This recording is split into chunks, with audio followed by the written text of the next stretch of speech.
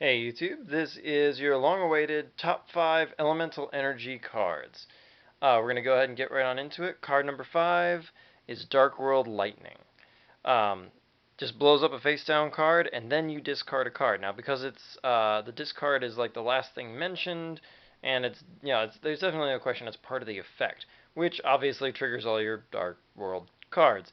Um, when this card came out, and as well as sort of in all the interceding time afterward, there are lots of set cards. I mean, nowadays a lot of them are pretty much just on the back rows. In fact, some decks don't even bother with that anymore.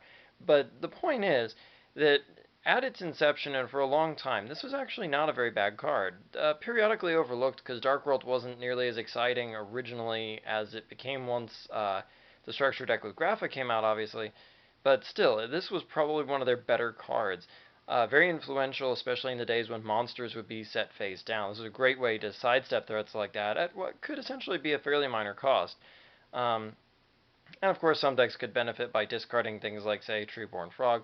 If we ever got Sinister Serpent unbanned, obviously this card could be that much more potent. But basically, I would say of the cards in Elemental Energy, this card did come in at number 5.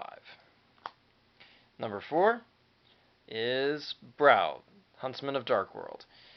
This guy has had a lot of combo deck fame. Now, with the resurgence of Dark Worlds once their structure deck came out, this card became even more useful, obviously. But basically, when he's pitched to a card effect, you draw a card. And if for some reason your opponent actually discards him with a card effect, then, well, obviously you're going to get two, which is even better. But quite a few decks that basically are combo oriented to try to draw through very quickly, like certain forms of Exodia, have definitely always profited from this guy. He's very unusual, and the extra bonus is that he is a level 3 monster, so you can actually set him if you're in an emergency or something like that. But yeah, just all around really useful, a great ability, nothing not to like about him. Coming in at number 3, this card definitely had an impact off and on for several years after its release. Hydrogeddon. It was somewhat overlooked at first, but the reality of it is it was a very powerful card. Now we have Jurak Guiba, which in many ways kind of outpaces Hydrogeddon, but Hydrogeddon can still actually attack, destroy something, summon an additional copy of itself, and then the additional copy can actually attack. So in some ways, he's superior to the newer version. With the advent of Xyz monsters, this card's power has increased even more.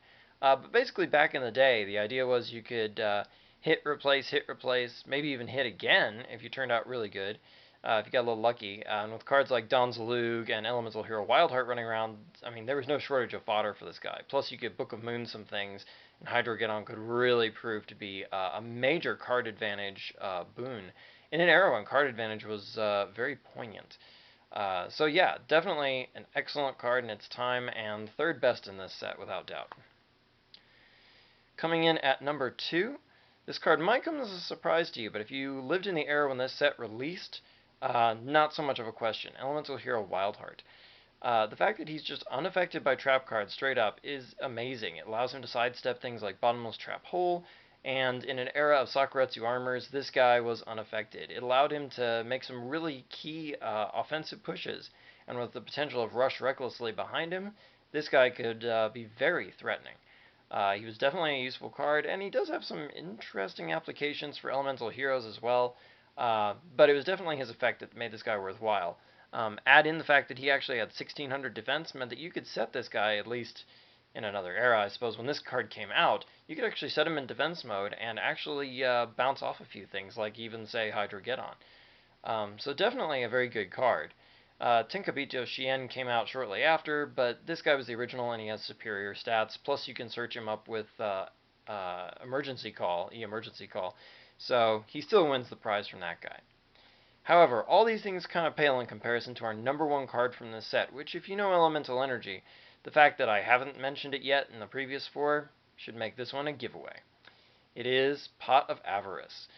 This card has definitely been no stranger to the ban restricted list, uh, just because of its sheer power. In many ways, you could arguably say it's even better than Pot of Greed, taking 5 monsters from your grave, putting them back in your deck, and then drawing you 2 cards. So at face value, card advantage wise, it plays like Pot of Greed. You play it, and then you get 2 cards for a cumulative +1. But you could argue on the one hand, and off for a long time it was argued, that having to put the 5 back in the deck, especially when DD Crow became popularized to potentially derail this card by making it fail to have all its correct targets at the time of resolution, you could argue that that makes this weaker than Pot of Greed, and ordinarily I would agree. But many decks have become much faster over time, and a lot of them capitalize on putting things into the grave, or cycling them from the deck into the hand, and so on. So actually, Pot of Avarice in some ways has become even more powerful than Pot of Greed for the fact that it can fuel these grave-reliant strategies and give them more things to search out of the deck, more tricks they can play, etc. And also, with Synchro and Xyz monsters coming about, it can restock those back into your extra deck for future use, not stack more cards back into your deck, and still draw you those 2 cards. So no question, of all the cards in this set, Pot of Avarice easily the most powerful and easily the winner of the #1 card in this set. And so those are your top 5 cards of Elemental Energy. And until next time, like, comment, subscribe, and check out my channel for more cool gaming content.